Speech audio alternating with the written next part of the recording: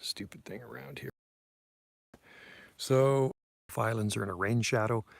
And if you don't know what a rain shadow is, it's an area that receives a lot annually in surrounding areas. However, this spring, we've had more rain, more like a rainforest this spring. It's early July right now. And well, woke up and everything was wet, so we had some more rain obviously overnight, which is good for the garden. And don't have to water. That's a good thing. But it does feel like feels like we're living on the far west coast. Like if you go to Tofino or Port Renfrew, that is actually true North Pacific rainforest, just like the west coast of Washington State. Here on the inner south coast, where we are in the southern islands, much drier, less rainfall, Mediterranean-like climate. And this year has been much, much different, which is probably a good thing. It's good for the aquifers. We're on wells here. Many people here rely on well water, so we need good water supply in the aquifers. Aquifers dry up, your well dries up. Knock on wood, knock on a tiki. Our well has never dried up. It's 200 feet deep.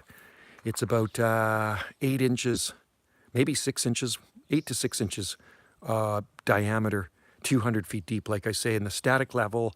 And it is in our well, and then it pumps into a 1,200 gallon tank. So, but you know, this rain we've had and have been having is just unbelievable. For, like I say, the garden is just so freaking happy. Look at the bamboo. Bamboo's never been happier. This is the timber bamboo. Species of it, I don't know. We have so many different types of bamboo. These are late to bloom. The hibiscus in the 30s to cook that fatsia. See that? And Wendy's Veronica too. I'll show you on the back deck. Hydrangeas absolutely love it. And Wendy loves hydrangeas. And actually, I should show you something here. Wendy grew one from cutting quite a few years ago from blooming soon. Flower bud, that's one flower bud. And that one's got big tropical looking leaves.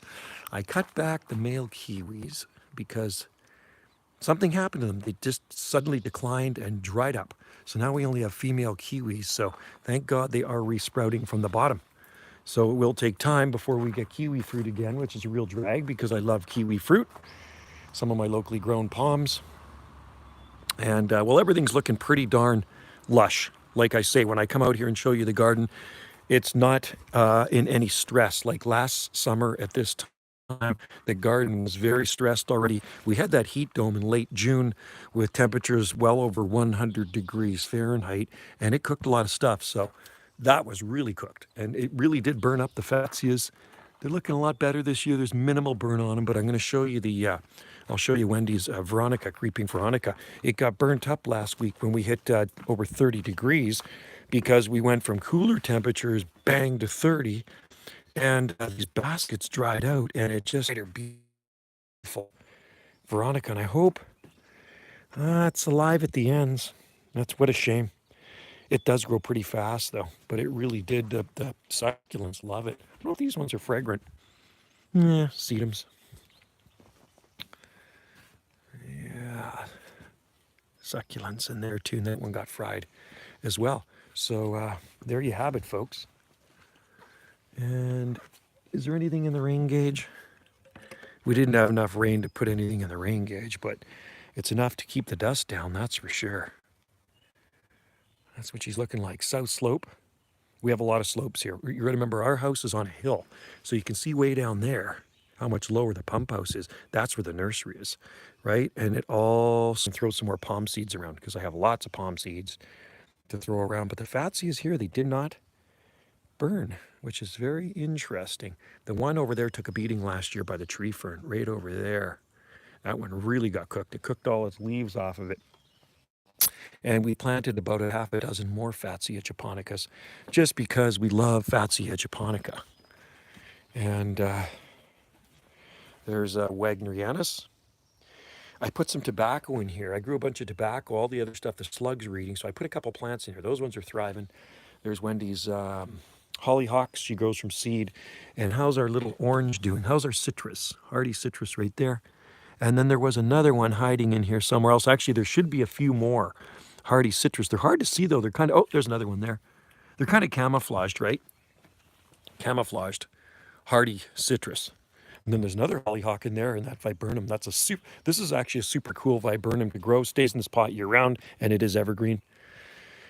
And these, I don't know what they are. There's some sort of yew. They're pretty bizarre. There's a self-seeded tomato in there. And she's got her basil, got more basil somewhere else. See the tobacco, the slugs ate all that, and then they ate a whole bunch of other stuff too. So, but what do you think, folks? Things are happy. I don't mind the rainforest. I don't mind the rainforest look or feel. I actually kind of like it. I just want it to be dry so I can go ride my motorcycle. Tomorrow I'm going to go on a bike ride on the Big Island. So Wendy's going to have to hold the fort down here. My buddy and I are going on a road trip, and we're going to go. So stay tuned. I'm going to try to do a vlog of it. We're going to check out some other, hopefully a couple of Gulf Islands, northern Gulf Islands, if not one Gulf Island. I know Texada Island he wants to go to for sure. I think Savory Island was mentioned in there. And Savory Island, they boast the warmest swimming north of Mexico. Here in the North Pacific, it's in Desolation Sound. Look up Savory Island, Savary. It is a off-the-grid island. I guess it's about 100 miles north of here. And no ferries there. You have to get your own private boat. White sand beaches around the entire island. Entire island is surrounded by beaches, and the water is nice and warm for swimming, the ocean water. So that's where I want to go. I want to check that out. I know there's some big palm trees up there too. Big palm trees on Savory Island. So look at these palms just growing in with the lemon balm. There's just no shortage of them on this property. Guatemalan cherry. I don't know. We can't see the sable from here. The sword ferns. See those sword ferns? And both accommodations are full. The variegated fatsia. Yeah, we got lots of variegated fatsia, James. Lots of variegated fatsia. I don't know if I can get farther out. I think we have, let's see, 1, 2, 3, 4, 5. We might have half a dozen of them. That's variegated. But I find the variegated ones, they burn up easier. See, that's variegated. And then we have another really big one in here over by the chef. I'm going to zoom. I can't zoom in. His little studio here kind of casts a little bit of, this is one of her art studios where she paints. But there's another one there is her gallery. That's her art gallery. So this is where she has her paintings, right?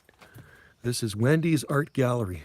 It's pretty cool, actually. I built this 26 years ago, and she totally redid it all. She redid the whole thing.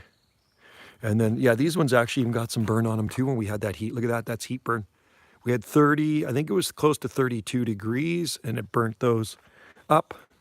Magnolia's got some leaves on it. I don't know if I can get in here. Yeah, last year we got really hot. Yeah, I think we were 32.3 this year, but it's hard to see. It's so thick in here. It really far away, but we have other variegated 1, 2, 3. Far away, but we have other variegated 1, 2, 3. I think we have 3 more variegated, or yeah, 4 more variegated ones out. I think we have a few dozen fatsia trees on our. I've always loved fatsia. You know where I used to live? They freeze to the ground. Here, grow big. These are fatsia. I plant them as seedlings, and I've grown a lot from seed too, because I collect the seed from the trees, and I just pulled a bunch off from town the other day too, and they're pretty easy to grow from seed. You can grow them from cuttings too. What's the weather? 7. I haven't looked at the forecast. I've been kind of neglecting the weather. Maybe because I'm not working anymore, I'm retired. Before I used to really watch the weather more because I wanted to know what it was going to be like the day I had to get up the next day and work in, right? Because I don't like working in rain. It absolutely sucks. It just sucks working in rain. So I'd always look at the Southern Gulf Island forecast. But I was in the grocery store yesterday and I wonder what the weather's going to be like. She says 26 and 27 coming up straight all through next week. So I'm going to be away. And Wendy will be here, so whatever the weather's like here, she'll enjoy. And I'm going to be about 100 miles north of here, touring around with my buddy Foodie Phil. And I'm going to try to shoot a vlog of our little road trip we're doing. We're doing a total road trip. We're going up to the Sunshine Coast, and we're going into some Zone 9A areas. So I'll keep my eyes peeled for palm trees. Lund is way far north of here, and it is actually Zone 9A, believe it or not. It's a little bit of land that juts out into the water off the Sunshine Coast. And we're going to Powell River, Texada. He did mention Savory, going to Qualicum Beach, Comox, Up Island.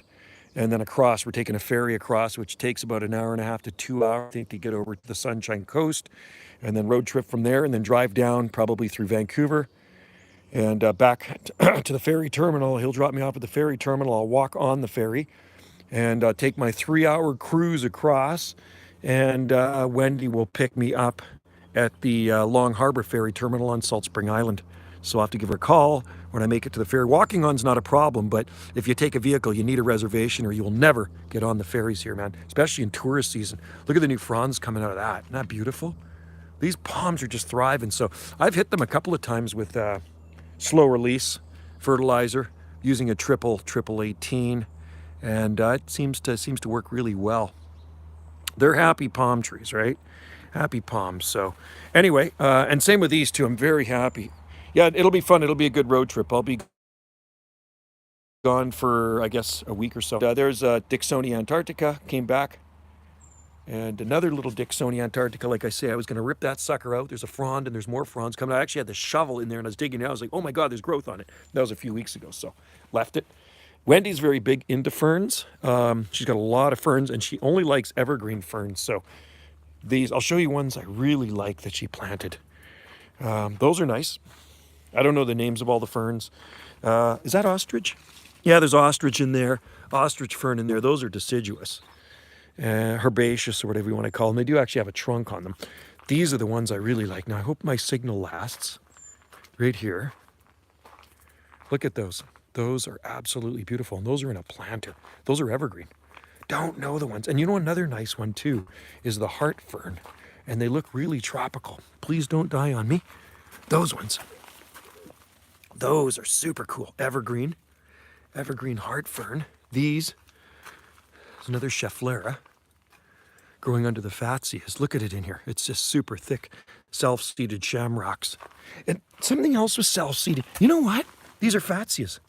I just noticed that the other day. There's self-seeded Fatsias in here, which is super cool. They're everywhere. Everywhere. Self-seeded Fatsia japonica. You have to love it. I think I'm going to do a video on that. Just amazing, huh? I planted these. I'll tell you what. And there's shamrocks too, self-seeded shamrocks. But these Fatsias, there used to be a butia there, a pretty good sized butia years ago. And it actually lost its center spears in a bad winter. I think it was 2008. So I planted these Fatsias. Yeah, the ferns, that's just some of them, man. We have ferns everywhere. There's native fern I planted there when it was small. That's evergreen. Sword ferns. But anyway, so I planted these Fatsias here when they were so tiny. Now look at them. Butia packed it in. Fatsias love it. So there you go. Yeah, I think I'm going to I'll shoot a video of those self-seeded Fatsia japonica, which are kind of cool. I think I don't know, maybe Wendy will probably make me dig them out. There's some variegated nasturtiums and just a mix mash of everything. Then there's another fern in here. We got a bunch of these ones around too. They're also evergreen, Japanese something fern. It's got fronds coming out of it now. Monsters. Yeah, well, look at these ones, eh? These are just freaking huge, these Fatsias. Taller than the house. And then there's another one right in there. There's another Fatsia variegated one, right? That's variegated. And then down here, yeah, they're big. And there's more of them in there. Grown a lot from seed, so I've planted everywhere. Down through here, there's so many Fatsias, and they've actually kind of flopped down from the rain. I look out there's my man cave. So when I do videos of my man cave, that's my man cave window right there. And I look out into we call the jungle garden, right? Bamboo's thriving. Vinca's taken over. Got to weed whack that stuff. Vinca major, right? There's another date palm in there. And yeah, you name it, and it grows, and there's hebes in there. Another olive tree, more pittosporums. There's lots of aspidistra. And of course the oleanders. So I went to my buddy's place yesterday. He's got an oleander hedge. He grew these from cuttings. These ones in here, and he gave them to me. Yeah, very, very green. I like green. At this time of the year, things are looking pretty stressed, but not this year. This year is just absolutely awesome. Makes me happy. Hey, look at the growth on that brahia. God, those are stiff. Those are really stiff fronds. Brahia armata, sable minor, and just a mix mash of this and that and the other, right? Little fatsia right here. I'm going to show you. Where is it? Little fatsia we planted there weeks ago. Little baby one, doing well. Self-seeded Japanese maple from my Wendy's friend's place. She had it in a pot for years, and we planted it this year. Japanese maple, because they do self-seed here. And I'm excited about the olive. Hopefully get some fruit on this one. We got a few of them that are blooming, gonna be blooming. And everything's happening here, man. Bay tree. Everything's happening in the exotic garden here at 48 degrees north latitude. Wendy's on the mainland right now. And I'm holding the fort until she gets back.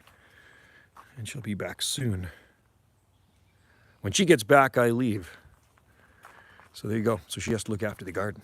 But anyway, when it rains, there's not much to look after because Mother Nature looks after it for us. There's another heart fern right there. Right? All right, guys.